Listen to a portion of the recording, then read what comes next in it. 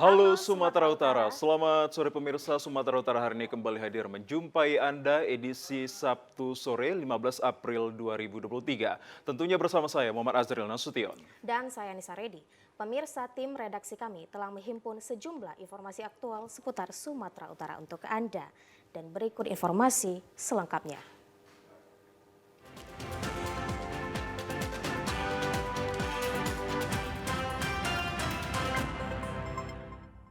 Pemirsa, di informasi yang pertama, Kapolda Sumatera Utara Irjen Pol Pancaputra Simajuntak merespon adanya salah seorang DPO kasus narkoba yang menjadi anggota DPRD Kota Tanjung Balai.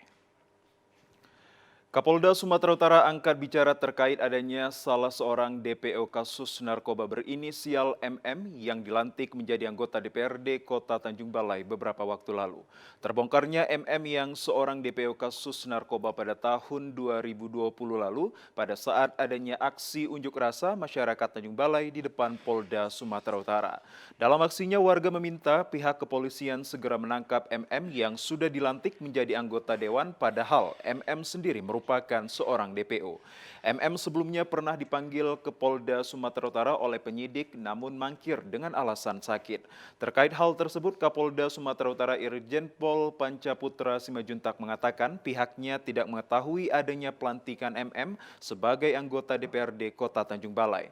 Panca menyebutkan pihaknya sudah turun langsung untuk menangkap MM namun meminta MM untuk menyerahkan diri segera. Kasat Intel ya boleh diperiksa propam, Pak. Kasat Iya, Intel. iya, makanya kok bisa gitu loh. Kita dalamin itu semuanya ya, bro. Terkait apa, Pak? Gitu. SKCK atau seperti apa, Pak? Kasat Intel. Di sana nggak ada ininya. Dia terbitkan SKCK. Memang kan tidak online nih semuanya, begitu. Jadi dan saya juga belum tahu itu kasus tahun lama. 2020, Pak. 2020 ya. Tapi Nanti kita itulah menunggu. kita proses. Nanti kita ya. menunggu dia menyerahkan Tunggu diri. aja, ya. Tidak. Pemirsa, Padang Sidempuan kembali diguncang gempa magnitudo 4,9 skala Richter. Sejumlah warga berhamburan keluar rumah. Guncangan gempa juga menyebabkan sejumlah pegawai kantor pajak panik dan keluar gedung untuk mencari tempat yang lebih aman. Gempa magnitudo dengan kekuatan 4,9 skala Richter kembali guncang Padang Sidempuan. Sejumlah warga di Jalan Sermalian kosong terlihat berhamburan keluar rumah untuk menyelamatkan diri dan mencari tempat yang lebih aman. Kepanikan juga terjadi di kantor pajak di Jalan Sermalian kosong, Kecamatan Padang Sidempuan Utara. Terlihat sejumlah pegawai kantor pajak berhamburan keluar gedung untuk mencari tempat aman saat guncangan gempa magnitudo 4,9 skala Richter terjadi. Data dari Badan Meteorologi, Klimatologi, dan Geofisika BMKG Sumut, gempa magnitudo 4,9 skala Richter terjadi pada Sabtu 15 April 2023 pada pukul 11.39 waktu Indonesia Barat, 27 km Padang Sidempuan Tenggara, Sumatera Utara, dengan kedalaman 5 km dan dirasakan di Padang Sidempuan. Pak, gimana tadi Pak? Ada terjadi gempa nih Pak? Iya gempa, Berapa kali Pak? sekali aja. Kalau kekuatannya kuat atau enggak Pak? Wah, lumayan sebenarnya. Lumayan. Kita lagi ngapain di sini Pak? Lagi ya kerja lah. Kerja di kantor pajak ya. Jadi begitu gempa larilah keluar ya Pak? Langsung keluar. Kepala Pelaksana Badan Penanggulangan Daerah Kota Padang Sidempuan, Dedi Iriansyah, saat dihubungi melalui via seluler mengatakan, sampai saat ini Kota Padang Sidempuan masih kondusif dan tidak ada bangunan rusak ataupun korban jiwa. Pemirsa, di informasi lainnya, 19 rumah warga di Desa Bintang Meriah, Kecamatan Kutabuluh, Kabupaten Karo rusak dihantam angin puting beliung. Tidak ada korban jiwa dan diperkirakan warga mengalami kerugian hingga mencapai ratusan juta rupiah. Hujan deras disertai angin kencang puting beliung melanda Desa Bintang Meriah, Kecamatan Kutabuluh, Kabupaten Karo. Akibat kejadian tersebut, sebanyak 19 rumah warga mengalami kerusakan. 6 diantaranya mengalami rusak berat, 6 rusak sedang, dan 7 lainnya rusak ringan. Pasca kejadian, pemerintah desa bersama warga sekitar kemudian bergotong royong membersihkan rumah warga yang menjadi korban puting beliung. Tidak ada korban jiwa, namun diperkirakan warga mengalami kerugian mencapai ratusan juta rupiah. Orang ke ladang. Dan kami di ladang. Jadi udah jumpa di tengah jalan, dibilangkannya terus rumah kita ini udah terbangan semua sengnya. Itu semalam anginnya kayak mana Pak? Kencang ya gimana? Itu kencang kali anginnya, Kencang kali. berputar-putar dia.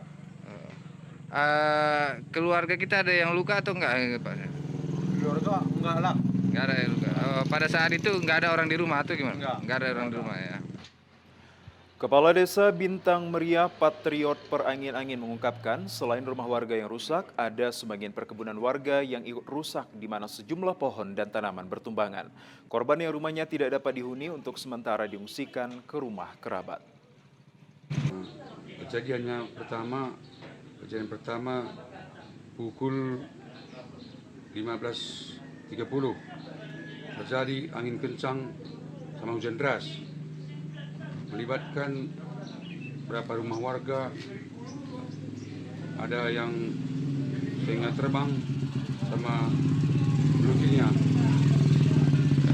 Kira-kira yang kena usaha yang paling parah ada 6 warga, keseluruhan ada 19 warga.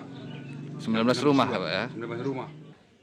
Sementara itu, warga berharap agar pemerintah dapat segera membantu masyarakat yang menjadi korban angin puting beliung untuk perbaikan rumah agar mereka dapat kembali ke rumah masing-masing.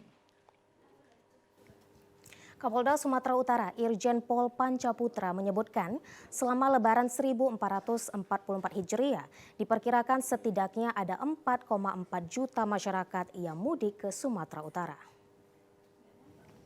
Pernyataan itu disampaikan ketika usai mengikuti rapat koordinasi lintas sektoral dalam rangka kesiapan menghadapi Hari Raya Idul Fitri di Mapolda Sumatera Utara pada Jumat siang. Dalam menghadapi mudik Lebaran nantinya, dipastikan sebanyak 4,4 juta warga akan memasuki wilayah Sumatera Utara. Data itu diperoleh dari data yang diperoleh dari Menteri Perhubungan. Kapolda Sumatera Utara Irjen Pol Pancaputra mengatakan selain 4,4 juta warga yang akan memasuki wilayah Sumatera Utara, pihaknya juga mempersiapkan beberapa pos pengamanan yang berguna untuk istirahat para pemudik. Panca juga menyebut untuk para pemudik untuk tetap mematuhi rambu-rambu lalu lintas dan dari petunjuk petugas pos pengamanan.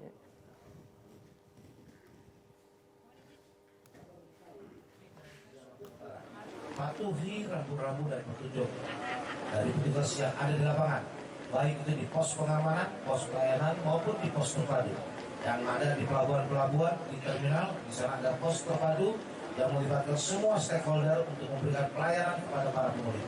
Khusus untuk di jalan, saya mohon perhatian betul-betul karena fenomena masyarakat kita terjadinya peningkatan arus mudik tahun ini. Kurang lebih ada 4,4 juta dari 123 juta yang diprediksi oleh Menteri Perhubungan. Itu 4,4 juta itu akan masuk ke Sumatera Utara. Sementara itu terkait tentang fenomena pasar tumpah atau dadakan yang terjadi ketika masuk hari pertama Idul Fitri di daerah menjadi perhatian Forkopimda Sumatera Utara. Karena keberadaan pasar tumpah sering menyebabkan kemacetan panjang kendaraan. Kemacetan itu terjadi akibatnya banyaknya kendaraan roda 2 maupun 4 yang parkir sembarangan. Selain itu banyak juga pedagang yang berjualan di pinggir jalan. Terkait hal tersebut, Kapolda Sumatera Utara Irjen Pol Pancaputra mengatakan keberadaan pasar tumpah menjadi prioritas pihaknya dalam melakukan pengamanan Lebaran. Panca juga menyebut pihaknya akan menurunkan petugas untuk mengatur lalu lintas di seputaran pasar tumpah tersebut. Hal itu dilakukan agar mengurai kepadatan kendaraan di seputaran pasar tumpah. Parkir ditata, masyarakat yang akan menyeberangi di pasar-pasar yang ada di pinggir jalan Trans Sumatera itu harus diatur dengan baik sehingga tidak menimbulkan kepadatan dan kemacetan. Kalau ada pun terjadi kepadatan dan kemacetan, selain menempatkan petugas, kita nanti akan melihat kondisinya dengan menggunakan jalur alternatif. Ya, jalur alternatif. Kalau tidak mampu juga diatasi melalui jalur alternatif, kita akan menggunakan sistem buka tutup di beberapa titik, khususnya di wilayah Labuan Batu Utara yang menjadi pusat. Kalau sekarang kondisinya kemarin itu tahun lalu diangkat, ini alhamdulillah sekarang dengan digunakannya jembatan sewa yang sudah jadi diperbaiki, insya Allah ini tidak akan lagi terjadi kepadatan di Makassar. Pemirsa, di Kabupaten Samosir menjelang libur Lebaran Idul Fitri 1444 Hijriah, Polres Samosir menyiapkan sejumlah pos pemantauan, diantaranya pos pengamanan atau pos terpadu dalam monitoring kunjungan wisatawan ke Kabupaten Samosir. Pos tersebut bagian dari persiapan perencanaan operasi Ketupat Toba tahun 2023 yang akan dilaksanakan secara serentak di Sumatera Utara. Posko ini diperuntukkan bagi personil kepolisian bersama instansi terkait yang ditugaskan dalam operasi Ketupat yang mana bertujuan untuk memonitoring dan memantau segala perkembangan yang ada di lapangan. Kapolres Samosir AKBP Yogi Hardiman menyebutkan setidaknya ada 10 titik lokasi posko pengamanan yang disiapkan untuk pengamanan serta pelayanan terkait kegiatan masyarakat dan kunjungan wisatawan yang datang ke Kabupaten Samosir. Yogi juga mengatakan ada pos pelayanan terpadu yang ditempatkan di 10 titik yakni Simpang 4 Gereja HKBP Bolon, Simpang 3 Tele, Simpang Gonting Parbaba, Tomok, Lopo Tomok, Onan Runggu, Sipinggan, Pelabuhan Ambarita, serta Pelabuhan Simanindo. Tiap pos pelayanan terpadu ini terdiri dari 14 personil dari TNI Polri, stakeholder terkait, dan organisasi kepemudaan yang memang akan membantu dalam hal operasi Ketupat. Yogi menghimbau kepada masyarakat agar tetap menjaga keamanan dan ketertiban dalam hal berkendara di Kabupaten Samosir dan diharapkan masyarakat dapat mematuhi peraturan perundangan ataupun rambu-rambu yang ada di wilayah hukum Polres Samosir demi terciptanya Kamsel Tip Carlantas. Bagi masyarakat apabila memasuki tempat wisata untuk tetap menerapkan protokol kesehatan. Selain itu, posko pengamanan menyiapkan tenaga kesehatan, juga bengkel apabila diperlukan perbaikan dan menyediakan informasi yang berguna bagi pemudik ataupun pengunjung yang berlibur di wilayah hukum Polres Samosir. Adalah tetap menjaga keamanan dan ketertiban dalam hal berkendara di Samosir. Kemudian yang kedua, patuhi peraturan perundangan ataupun rambu-rambu yang ada di wilayah hukum Polres Samosir demi terciptanya keamanan Kamsel Tip Carlantas. Kemudian yang terakhir, kami tentu menghimbau pada masyarakat apabila memasuki tempat wisata setidaknya untuk menerapkan protokol kesehatan walaupun memang saat ini sudah berkurang. Dan kami di dalam pos pelayanan terpadu menyiapkan apabila warga masyarakat yang sakit, kemudian kami menyiapkan tenaga kesehatan, kami juga. Sementara itu, untuk mempersiapkan personilnya dalam menyambut Lebaran Idul Fitri 1444 Hijriah, pada hari Senin 17 April akan dilakukan gelar pasukan dengan Inspektur Apel, yakni Bupati Samosir. Pemirsa, kami masih memiliki sejumlah informasi lainnya. Tetaplah bersama kami akan segera kembali.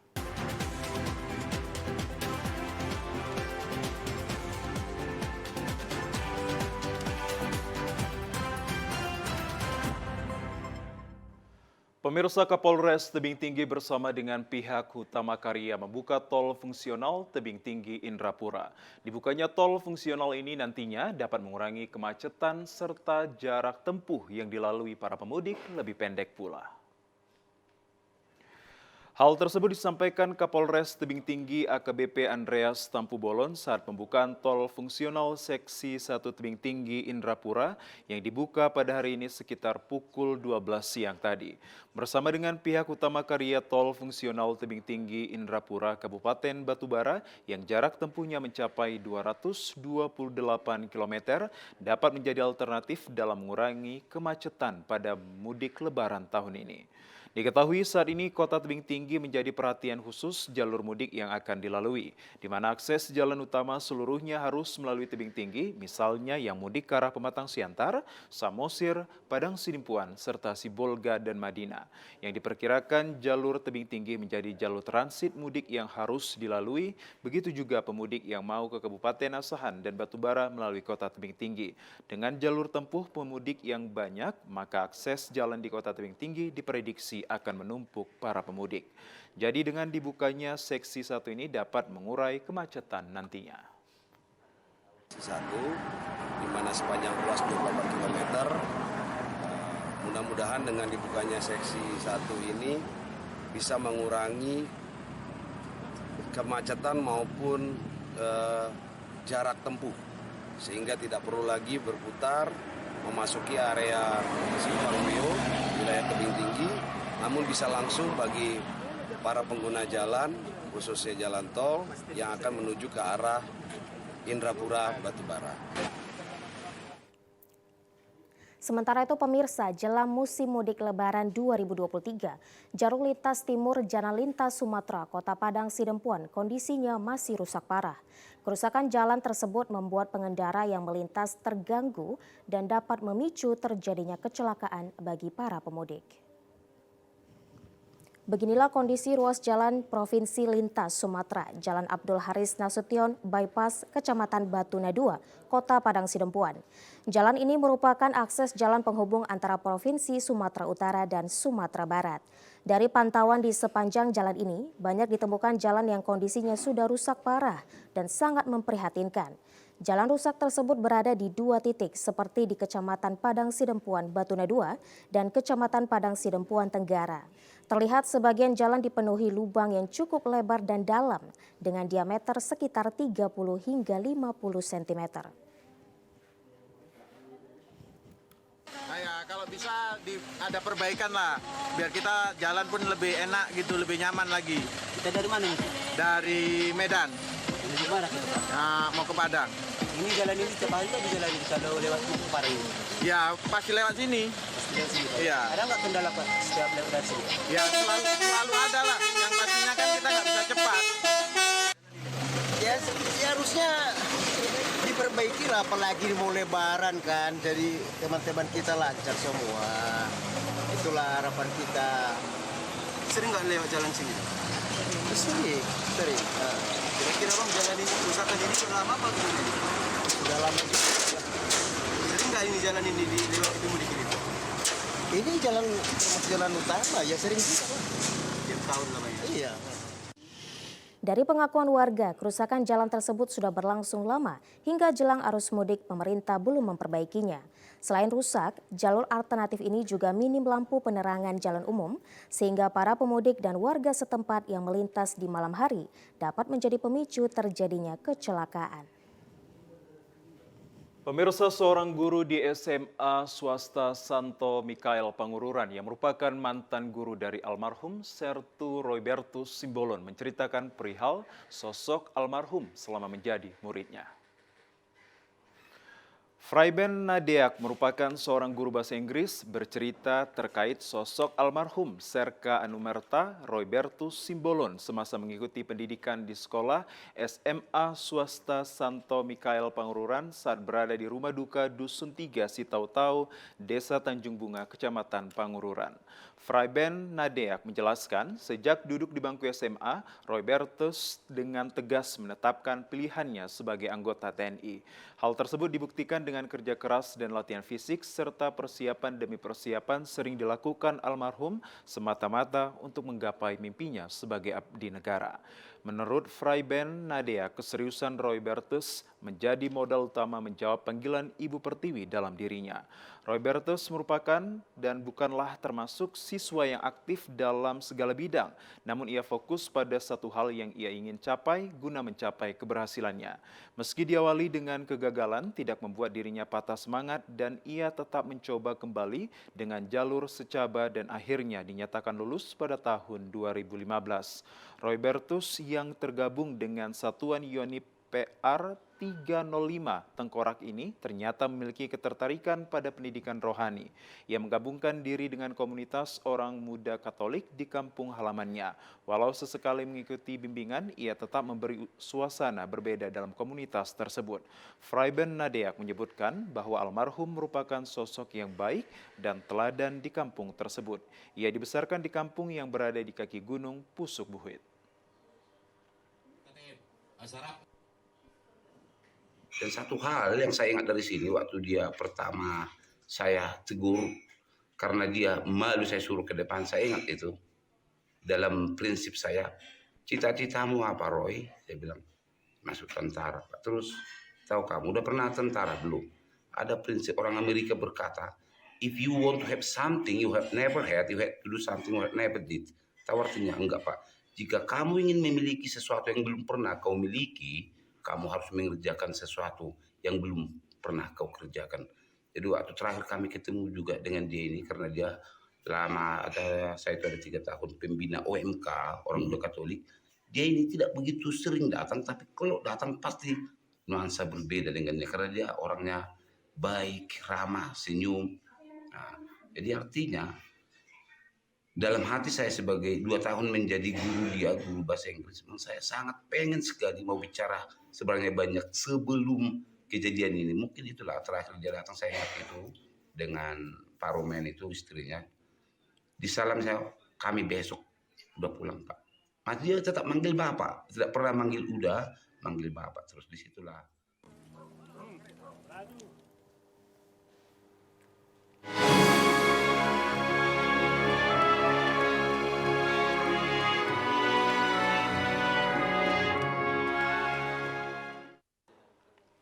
Pemirsa, Bank Rakyat Indonesia Regional Office Medan melalui CSR BRI Peduli bertajuk Berbagi Bahagia bersama BRI Group membagikan 1.000 paket 9 bahan pokok kemarin di Medan. Kegiatan ini sebagai bentuk kepedulian terhadap sesama dan bentuk tanggung jawab sebagai sosial perusahaan.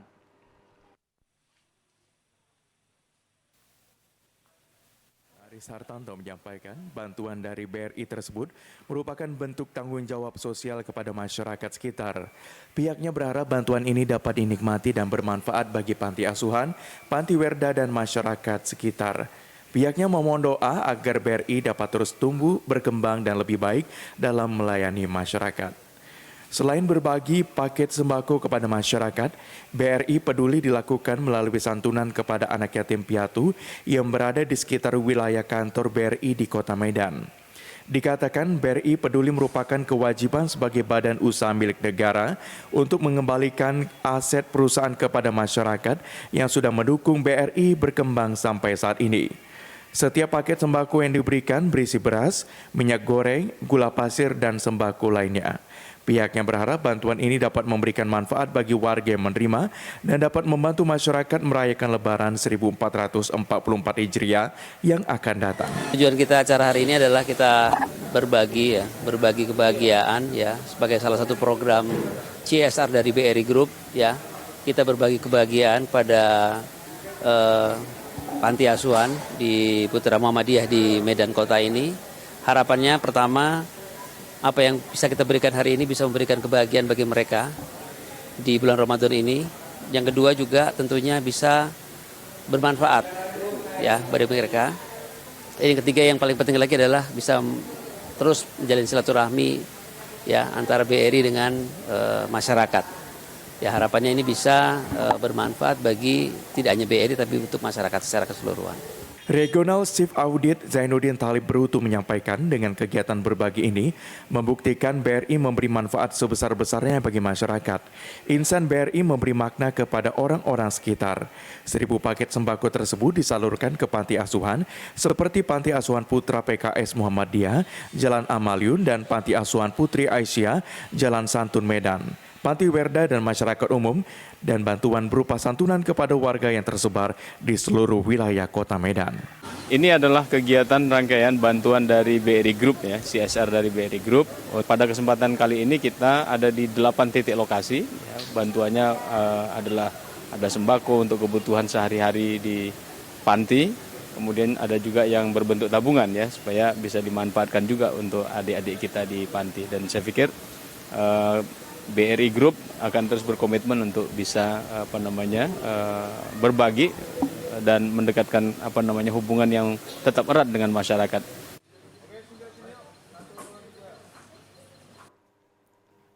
Sementara itu pemirsa, MUI Sumut melakukan safari Ramadan di 78 masjid di 9 kabupaten kota.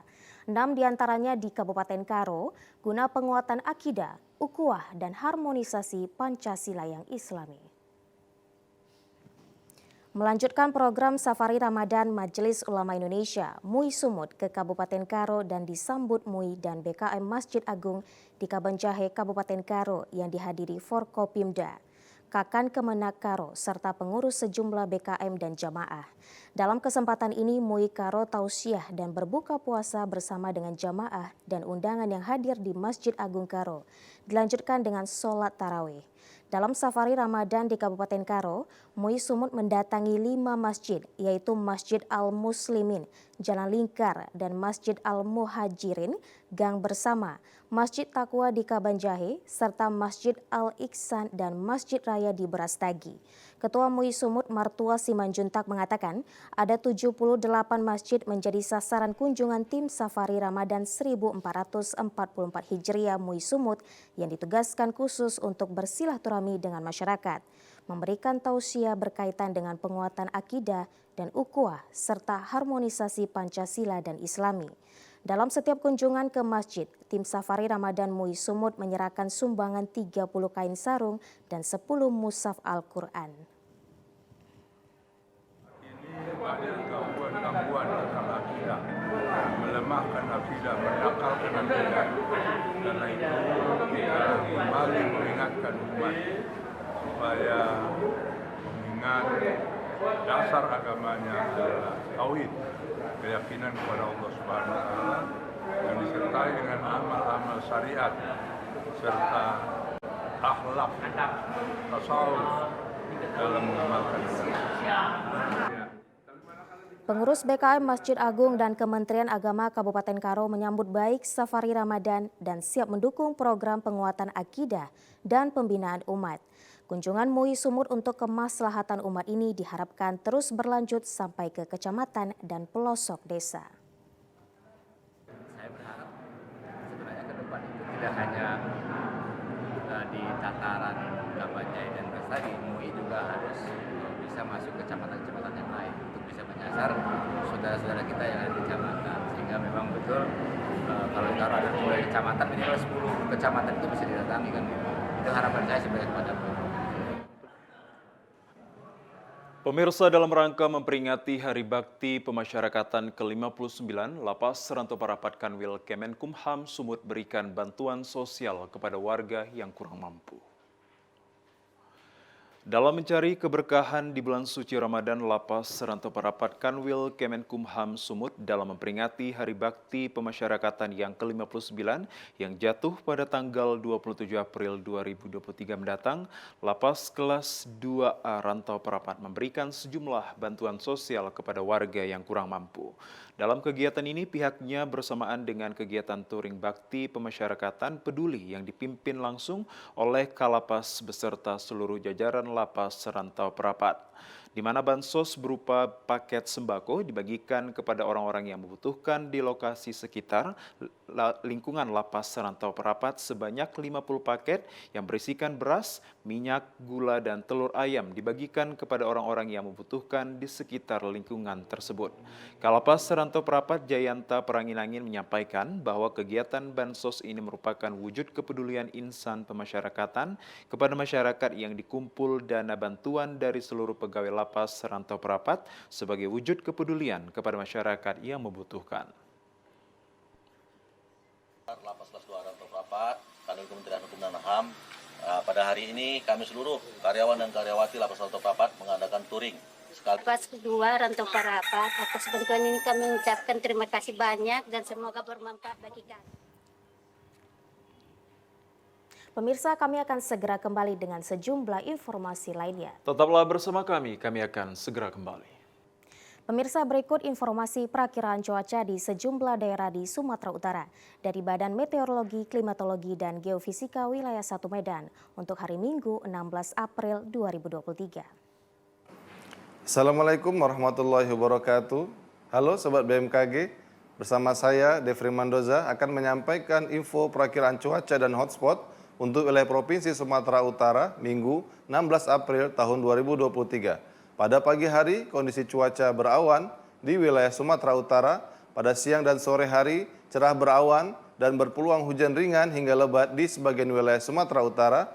Potensi hujan lebat terjadi di wilayah Kepulauan Nias, Pakpak Barat, Sibolga, Tapteng, Mandailing Natal, Padang Lawas, dan sekitarnya. Pada malam hari, kondisi cuaca berawan dan berpeluang hujan ringan hingga sedang di sebagian wilayah Sumatera Utara. Potensi hujan sedang terjadi di wilayah Langkat, Madinah, Binjai, Karo, Dairi, Pakpak Barat, Deli Serdang, Tapteng, Humbahas, Taput, Padang Sidempuan, Simalungun, dan sekitarnya. Pada dini hari, kondisi cuaca berawan di wilayah Sumatera Utara.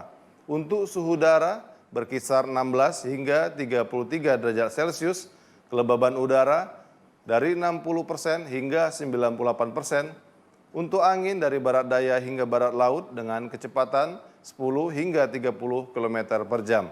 Untuk titik panas atau hotspot di wilayah Sumatera Utara pada tanggal 14 April 2023 terdapat 8 titik panas di wilayah Asahan, Dairi, Deli Serdang, Labuhan Batu, Sedang Bedagai, Labuhan Batu Selatan.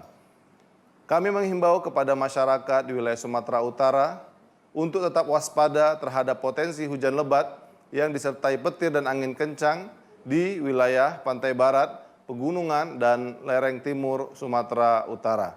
Demikian info perakiraan cuaca untuk esok hari. Semoga bermanfaat bagi Sobat BMKG sekalian. Terima kasih. Wassalamualaikum warahmatullahi wabarakatuh. Ya, pemirsa, informasi dari BMKG tadi semoga menjadi acuan kita untuk melakukan kegiatan esok Minggu 16 April 2023. Dan informasi tadi sekaligus menutup perjumpaan kita pada sore hari ini. Kami ucapkan terima kasih atas kebersamaan dan juga perhatian Anda. Saya Muhammad Azril Nasution. Dan saya Anissa Redi. Selamat sore dan sampai jumpa.